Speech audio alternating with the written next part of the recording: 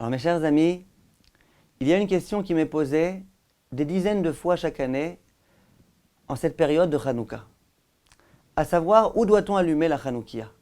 Si j'habite au rez-de-chaussée, au premier étage, au deuxième étage, au troisième étage, etc. etc. Alors, j'aimerais essayer, Bezrat Hashem, de vous apporter une réponse claire, précise, circonstanciée, qui vous permettra, Bezrat Hashem, de savoir, selon votre lieu d'habitation, à quel endroit il vaut mieux, Bezrat Hashem, que vous allumiez. Il faut savoir qu'à l'époque de la Guémara, il n'y avait pas tellement de gratte-ciel, d'immenses immeubles, et généralement, les gens habitaient dans des maisons, généralement qui se trouvaient sur un seul étage, quelquefois il y avait aussi un second étage, pas plus. Et en général, il y avait aussi une cour.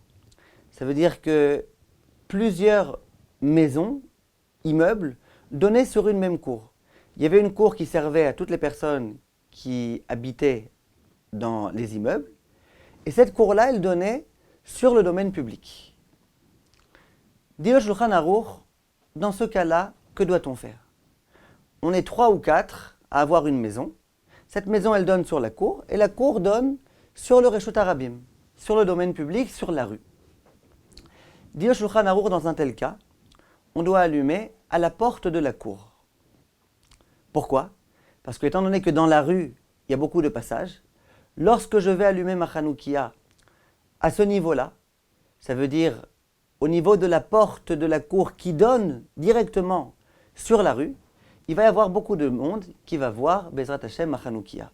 Or, le principe de base, c'est qu'il y a une mitzvah de Pirsoumanes. Il faut essayer de diffuser le miracle dont nous avons été l'objet à l'époque de Hanouka au maximum. Donc plus il y aura de monde qui pourra voir ma belle Hanoukia allumée, mieux c'est. C'est la raison pour laquelle, si j'allume par exemple à la porte de mon appartement, eh bien il n'y a que les gens qui se trouveront dans la cour qui verront. Ce n'est pas suffisant. Il vaut mieux bien diffuser le miracle. Donc dans un tel cas, on allume à la porte de la cour qui donne directement sur la rue.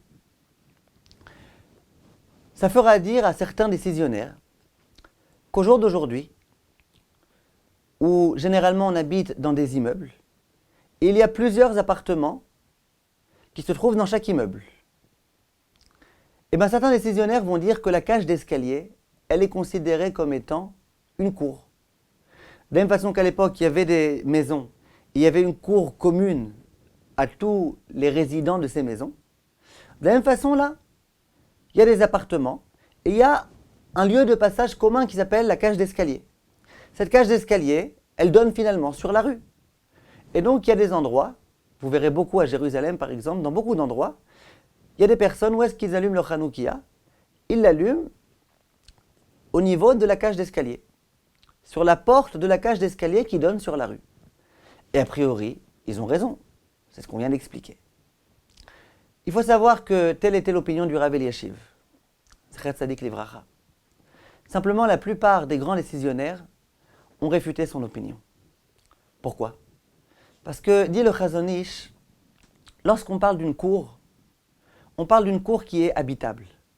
À l'époque, les personnes qui avaient une cour, elles se servaient de leur cour pour accrocher le linge, pour se promener un petit peu. Les enfants y jouaient dans la cour. Il y avait énormément de choses qu'on faisait dans la cour et qui étaient considérées comme étant un lieu d'habitation. Donc d'une certaine façon, la cour c'était le prolongement de la maison. Dans la maison on habitait, mais dans la cour aussi on habitait. Il y avait tout type de tâches ménagères qu'on faisait dans la cour. Et donc on comprend qu'il fallait allumer la Hanoukia à la porte de la cour, parce que c'était un lieu d'habitation. La Hanoukia doit être allumée dans un lieu d'habitation. Or, les escaliers au jour d'aujourd'hui, ce n'est pas un lieu d'habitation. C'est juste un lieu de passage. Personne n'accroche son linge dans les escaliers, en tous les cas j'espère. Donc les escaliers c'est un lieu de passage, ce n'est pas une cour. Donc ça n'a plus aucun rapport avec mon lieu d'habitation. Donc, disent la plupart des décisionnaires dans le Chazon Ish, ça ne sert donc à rien d'allumer ma Hanoukia à la porte de la cour. Il faut que j'allume ma Hanoukia à la porte de ma maison. Le Rav Moshe Sternburg veut dire que si on veut vraiment s'acquitter de toutes les opinions, on n'a qu'à allumer 2 Hanoukiot. Une en bas, comme dit le Rav Eliashiv, et une en haut chez soi, à la maison. Quel est malgré tout le problème? lorsqu'on allume la Hanoukia dans la cage d'escalier tout en bas, au niveau de la rue, c'est que les gens qui se trouvent à la maison, ils ne la voient pas la Hanoukia. On ne la voit vraiment pas. Au moment où on allume, on la voit pendant 1 minute, après on rentre à la maison et on ne la voit plus la Hanoukia. Alors si jamais on considère vraiment que la cour, c'est la continuation de ma maison, alors bon, j'allume là-bas, c'est vraiment le lieu adéquat pour allumer. Moi et ma famille, on la voit pendant quelques instants, et au moins tous les gens qui vont se promener dans la rue, ils vont la voir la Hanoukia, et donc c'est très bien.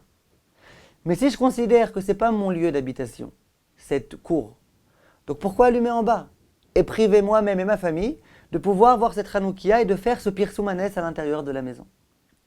Voilà pourquoi la plupart des décisionnaires disent soit d'allumer 2 Hanoukiot comme le Rav Moshe Sternbuch, soit de ne pas allumer à cet endroit-là, mais d'allumer plutôt à un autre endroit qu'on va essayer de définir à présent. Donc en dehors du Rav Eliashiv, si on résume bien, il ne s'agit pas d'allumer à la porte des escaliers qui donnent sur la rue. Alors où est-ce qu'on va allumer? Écoutez bien mes chers amis. Si j'habite au rez-de-chaussée par exemple, et qu'il n'y a pas de cour, j'habite au rez-de-chaussée, et dès que j'ouvre la porte, ma porte elle donne sur la rue. Or là, vous imaginez bien que l'idéal, ça va être d'allumer à la porte de ma maison, qui donne sur la rue. Comme ça, d'une part, j'aurai allumé à ma porte, et on va voir dans quelques instants que c'est très bien, c'est très important d'allumer à la porte. D'autre part, toutes les personnes qui vont affluer dans la rue vont voir ma Hanoukia. J'ai tout gagné. On a imaginé que j'habite au 1er étage, ou au 2e étage. Et donc que ma Hanoukia, si je l'allume à la fenêtre, elle va donner sur la rue, et elle va se trouver à une hauteur inférieure à 20 amot, à 20 coudées. Environ 9,60 m. En général, quand on habite au 1er étage, voire au 2e étage, quelquefois même au 3e étage, la fenêtre, elle se trouve à moins que 9,60 m du sol.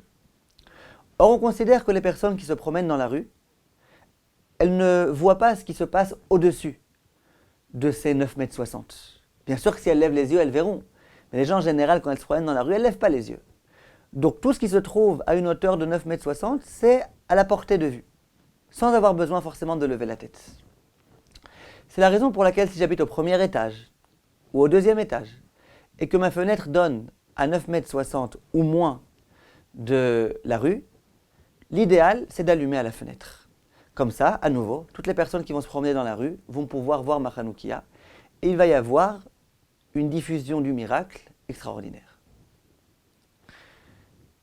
Que se passe-t-il si jamais j'habite au 4e étage, au 5e étage?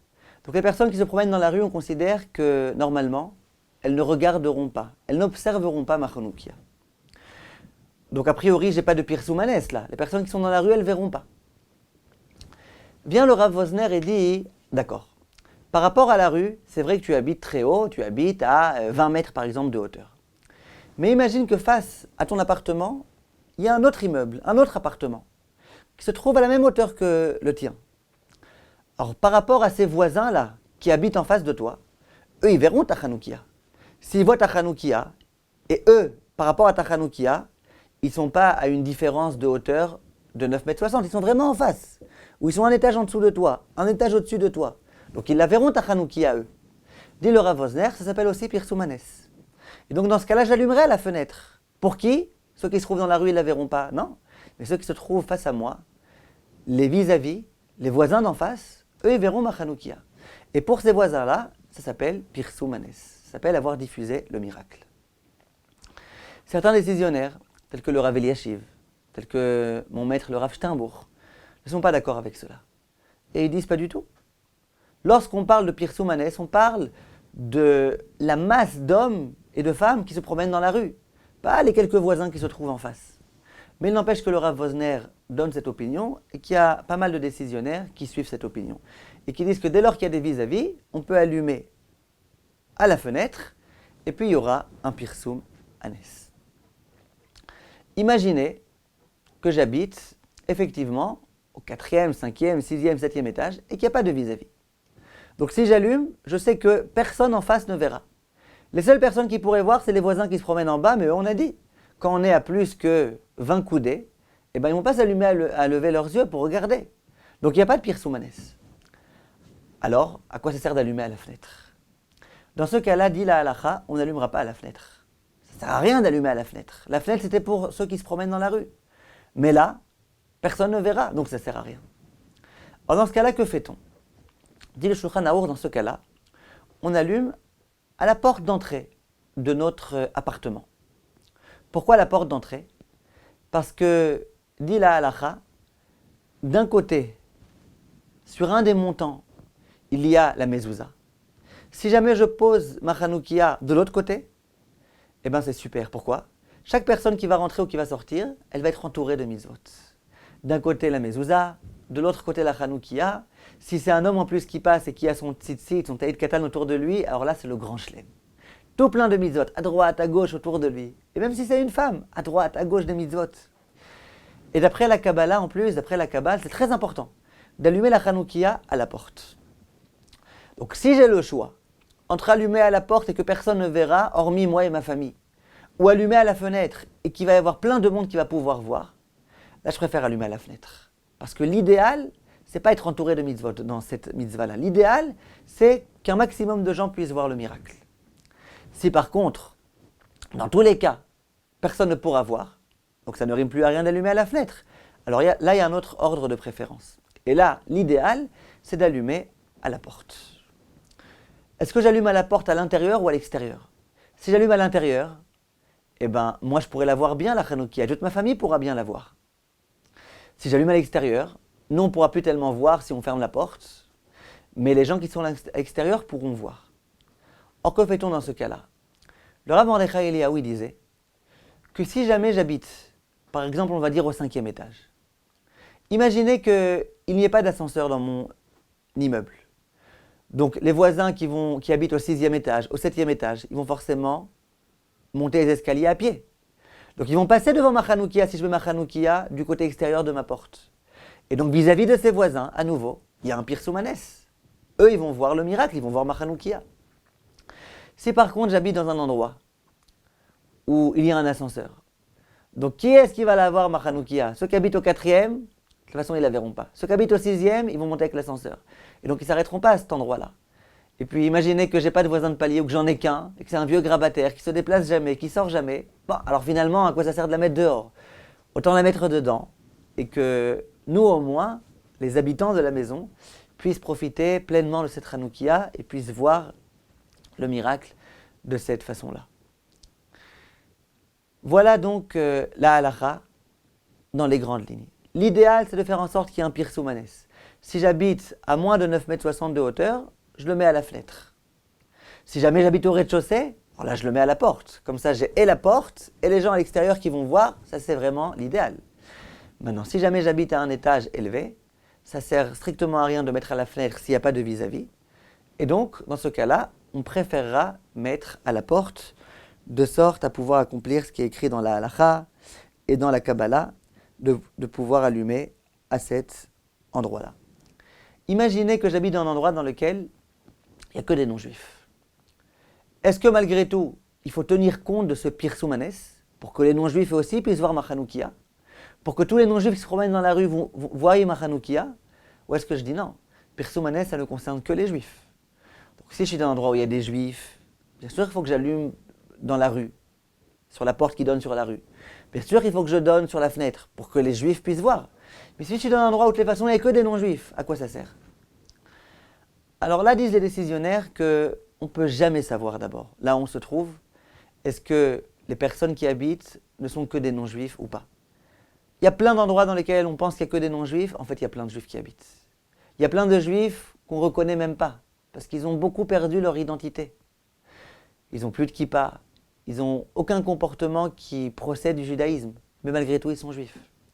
Il y a même eu des cas où ces juifs-là, tellement assimilés, ont vu la chanoukia, ça leur a rappelé des souvenirs, et puis il y a eu un déclic qui a fait qu'ils ont fait teshuva. Donc on ne peut jamais savoir, disent les décisionnaires. Bon, dans un cas hypothétique, où vraiment je sais que les seules personnes, par exemple les seuls voisins qui habitent face à moi, c'est des voisins qui sont non-juifs. Et vis-à-vis des gens qui sont dans la rue, eux de toutes les façons, ils ne verront pas ma chanoukia parce qu'elle est trop élevée. Ben dans ce cas-là, il y a une discussion entre les décisionnaires. Certains disent que toute la mitzvah de Pirsou Manès ne concerne que les juifs. C'est pour les juifs qu'il faut faire du Pirsou Manès et non pas pour les non-juifs. Et d'autres, en l'occurrence lui Torerut Tshuva, dit que pas du tout. Il y a une mitzvah de sanctification du nom de Dieu. Et cette mitzvah-là, on peut l'accomplir même avec les non-juifs. Lorsque les non-juifs vont voir la Hanoukia, ils vont se rappeler, ils vont essayer de comprendre, ils vont s'interroger en tous les cas sur les miracles qui a eu lieu. Et ça permettra la sanctification du nom d'Hachem, et c'est ce qui est souhaité. Voilà, on a abordé cette halakha vraiment dans les grandes lignes. On a essayé de rentrer le plus possible dans les détails. S'il vous reste des questions, n'hésitez pas à les poser. Kol tov mes chers amis, et à très bientôt.